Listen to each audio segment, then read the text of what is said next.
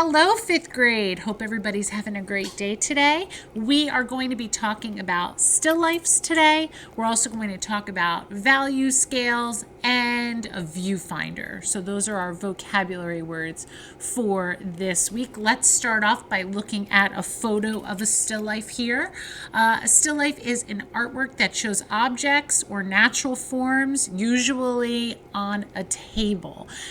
This still life was created by Anna Claypool Peel, and this was done in the 1800s. She continued a long tradition of painting still lifes. This is something artists have been doing for hundreds and hundreds of years. Anna Claypool Peel really enjoyed highlight and shadow, and you can see that here in this work. So her still lifes really have like very dark values and then very light values at the same time. So she really enjoyed that challenge of painting with different values in her color. If we take a look at this still life, which was done in the 1900s by Helen Torr, she used charcoal to create the smooth forms of the vegetables and the fruit that you see in the basket. So using the charcoal allowed her to kind of smooth things out and show the roundness and the shadows that she observed in that still life. The value scale here, it shows the many different values between the shades of gray, from the darkest black to the lightest white. So if we look at Helen Torr's work again, we can see that she has really some of those bright, almost white shades in her drawing, both on the fruit and on the basket, even on the image behind the basket as well. We also see a lot of the darkest values. So she really goes from the darkest point to the lightest point, and I think that's what makes that still life so interesting to look at, is she has really great contrast within this drawing. So today we are actually going to be working from a photograph of a still life this week. We'll all draw the same still life, and the next week you will be creating your own still life. So we're going to talk today about how to use a viewfinder with that photograph, and we're going to outline the main shapes that we see.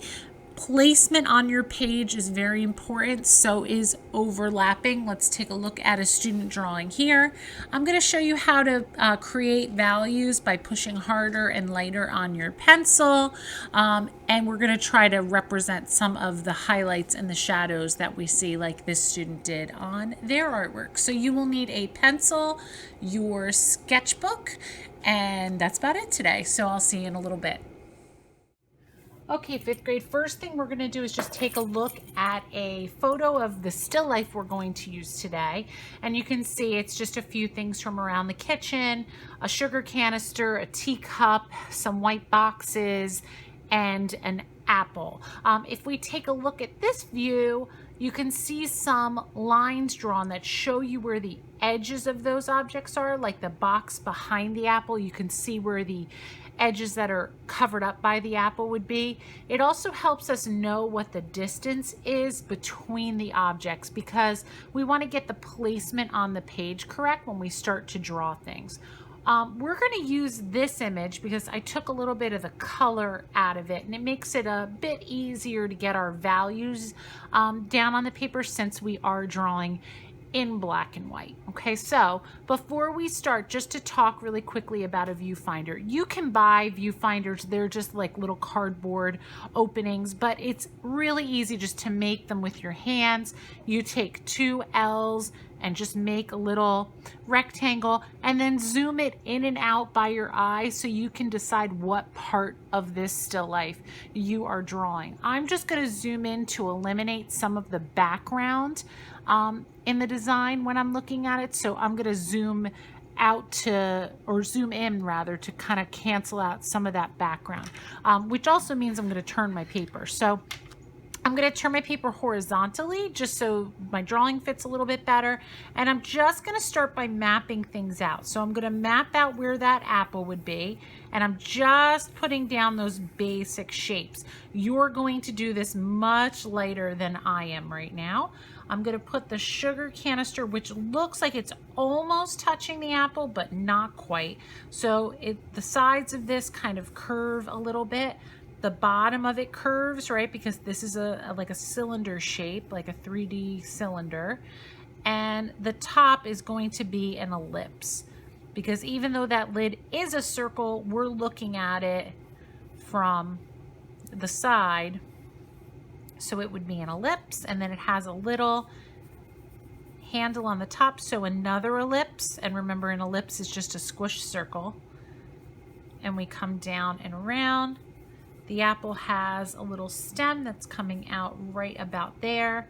And we are then going to put that 3D rectangular prism in, also known as a box. And I can see I have an angle. I'm falling off the page for this. Maybe you won't, but I fell off the page for that. And all of you that practice drawing the 3D boxes all the time, this is where that comes in really handy. And I'm looking to see where the edge of this box hits this apple. So for me, it needs to be behind that stem, okay? All right, I'm gonna look now. I have another 3D box, and I'm kind of looking, this should probably come down a little bit, and I might fix that in a little.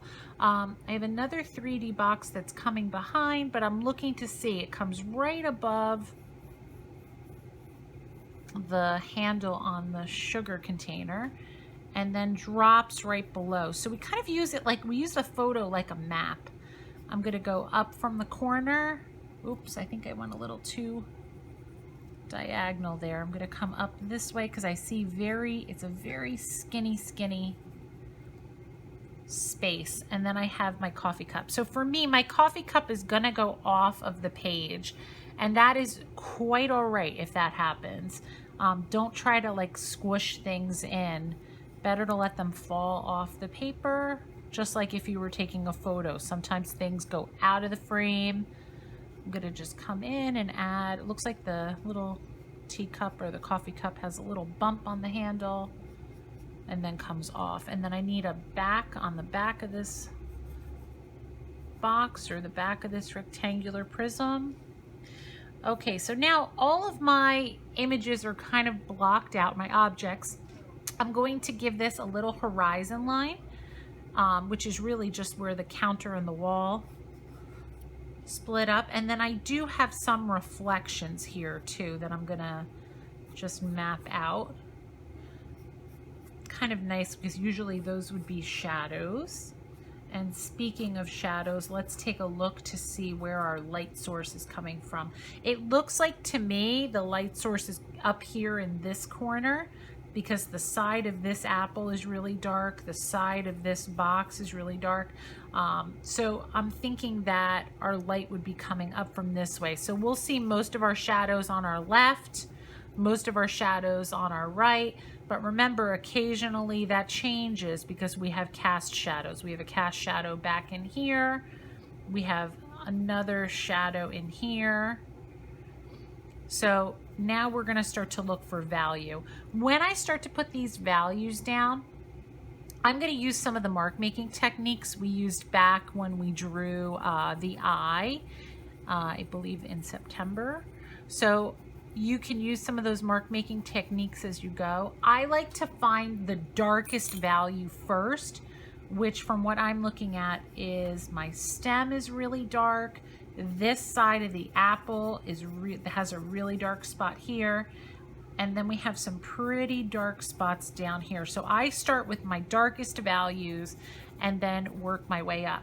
If something is curved, we try to curve the shading as we go, okay? We curve the shading as we go. I'm gonna go ahead and start to shade everything now. If you need to pause and take a moment to look at the photo, you can do that.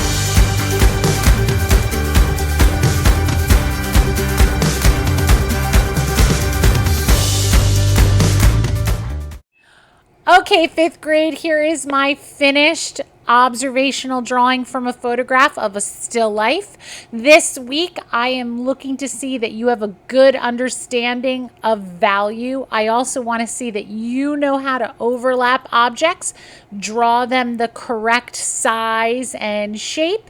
I'm looking forward to see how you shade. You may have noticed a little bit I used my pencil to take some of the graphite off the paper. I also used my finger to smudge on rounded objects so that they would look a little bit more smooth. Those are things that you can try out as well. Remember, you should be drawing for 30 minutes or more each week. I stopped myself today at 30 minutes. So keep an eye on the clock, or maybe put a timer out and time yourself. If you have any questions, let me know. Otherwise, I will see you next week. Have a great day, everybody.